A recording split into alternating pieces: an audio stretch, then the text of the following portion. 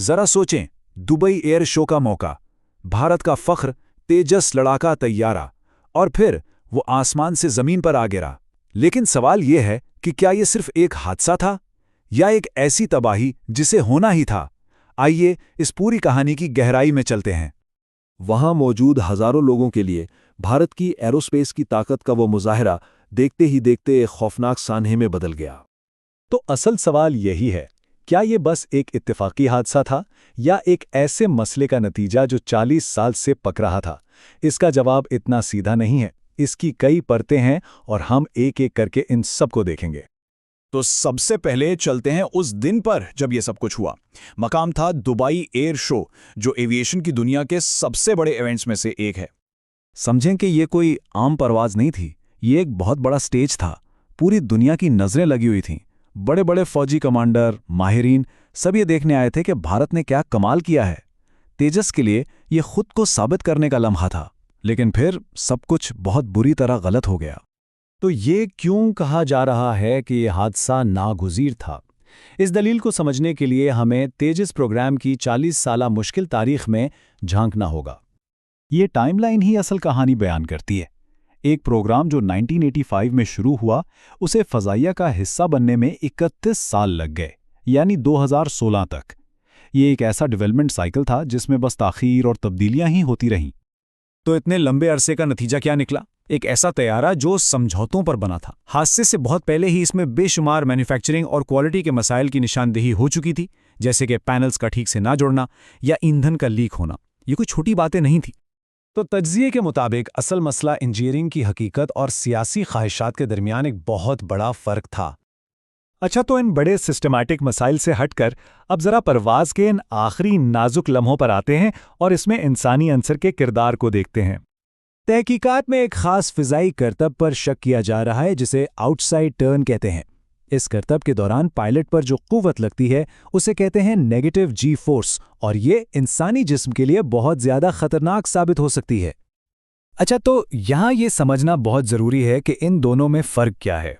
Pilots को मुस्बत जी force बर्दाश्त करने की ट्रेनिंग दी जाती है जिसमें खून सर से पैरों की तरफ जाता है, लेकिन मनफी जीज जिसमें खून दिमाग की तरफ जमा होता है वो एक बिल्कुल अलग कहानी है। ये इंसानी जिस्म के लिए कहीं ज़्यादा ख़तरनाक और गैर मुतवक्को चैलेंज है। रिपोर्ट के मुताबिक यही चीज़ एक ख़तरनाक कैफियत पैदा कर सकती है जिससे जी लॉक कहते हैं। इस पे पायलट टेक्निकली तो होश में होता है, लेकिन उसे कुछ समझ नहीं आता कि ऊपर क्या है, नीचे क्या है, या तैयारा जा कहाँ रहा है। और हुआ भी यही। करतब के फौरन बाद तैयारे की नाक तेज़ी से नीचे की तरफ गिरी और उसे संभालने की कोई कोशिश नज़र नहीं आई। तज्ज़िये के मुताबिक ये जी लॉक की एक क्लासिक अलामत है, जिसका मतलब है कि पायलट शायद बदतरीन वक्त पर लम्हा भर के लिए कुछ करने के काबिल ही नहीं रहा था। तो जब इंसानी उनसर का शुबा इतना मजबूत है, तो फिर तहकीकात का रुख मशीन यानी तैयारे के मैकेनिकल हिस्सों की तरफ भी गया। पहला शक इंजन पर गया, लेकिन तज्ज़िया कहता है कि इंजन का फेल होना तकरीबन नामुमकिन था। ये एक बहुत ही काबिले एतमाद इंजन है और इसमें इतनी ताकत थी कि अगर पायलट कंट्रोल में होता तो तैयारे को आसानी से बचा सकता था।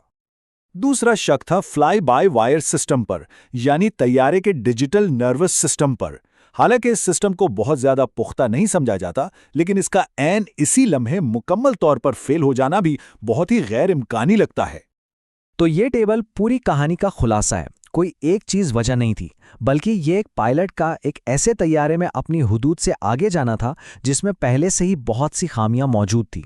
ये एक अलामनाक मिलाप था।